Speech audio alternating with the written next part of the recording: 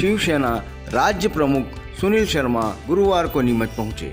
आगामी विधानसभा चुनाव को देखते हुए संगठन में मजबूती प्रदान करने के उद्देश्य से वे जिले का दौरा कर रहे हैं। वे पूरे राज्य में जगह जगह जाकर आम कार्यकर्ताओं से भी मिल रहे हैं। इस दौरान वे जहां जहां भी जा रहे हैं उनका भव्य स्वागत देखने को मिल रहा है।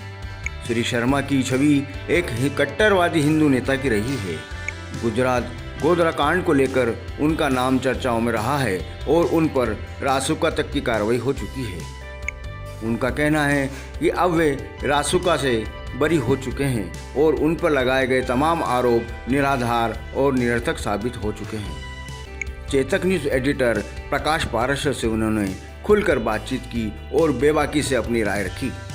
आप भी सुनिए नवनिर्वाचित राज्य शिवसेना प्रमुख श्री सुनील शर्मा से खास बातचीत।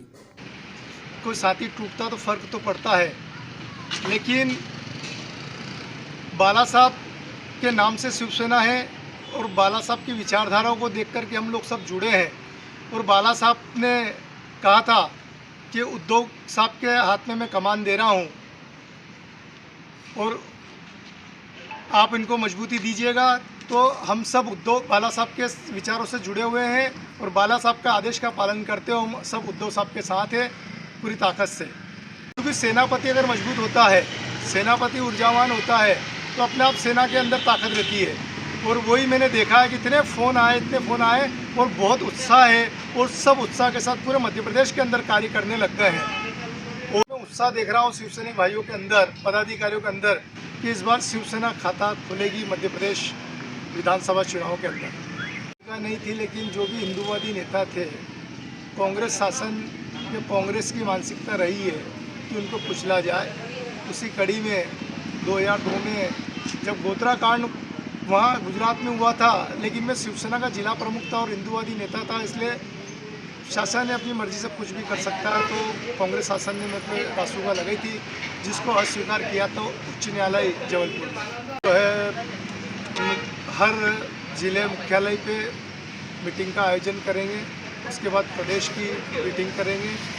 और अभी राष्ट्रीय प्रमुख आ रहे हैं, हमारे राष्ट्रीय संगठन प्रमुख आ रहे हैं, तो उज्जैन में प्रादेशिक मीटिंग कर रहे हैं। शिवसेना को गांव-गांव तक ले जाना है, इसके लिए पूरे प्रयास कर रहे हैं, पूरे प्रयास करेंगे और बहुत जल्दी से हम जो है इसमें सफलता प्राप्त करेंगे। क्योंकि सबसे पुरानी पार्टी शिवसेना है। बीजेपी सन 80 में आई है, लेकिन सन 66 से शिवसेना चल रही है। लेकिन पहले बाला साहब ने कहा था कि महाराष्ट्र हमारा, हिंदुस्तान तुम्हारा, लेकिन बीजेपी ने, बाला साहब ने जिस बीजेपी को भाई माना था और सहयोग किया था, लेकिन उन्होंने आज शिवसेना के साथ गद्दारी की है, धोखा किया है।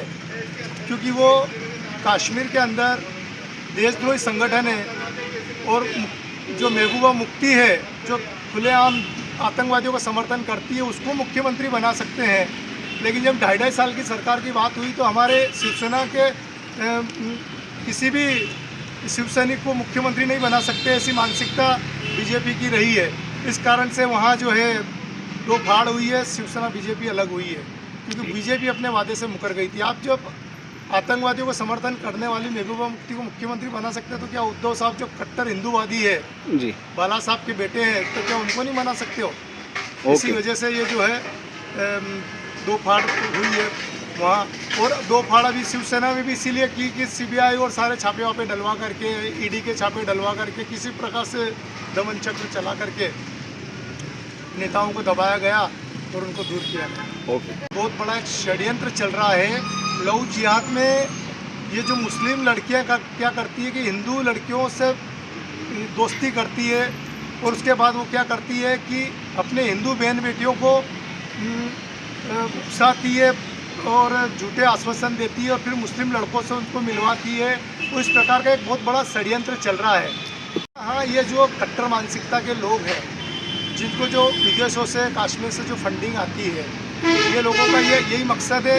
ये हर प्रकार से जिहाद कर रहे हैं। लव जिहाद, वो आपका जो अभी पुस्तक है इंदौर के अंदर पकड़ाई है, जो प्रोफेसर थे कॉलेज के अंदर, वो लोग क्या करते थे, राम को, कृष्ण को, इन लोगों को काल्पनिक बताते थे और सब वो जो इमाम है, हमारे खुदा है, सब उनको ही बताते थे और उनके बारे में बोलते थे। वहीं कॉलेज में नमाज़ पढ़ते थे और पूरा जो है ये समझ लो कि हर प्रकार का किताबी को, ज्ञान को, ये लव जिहाद को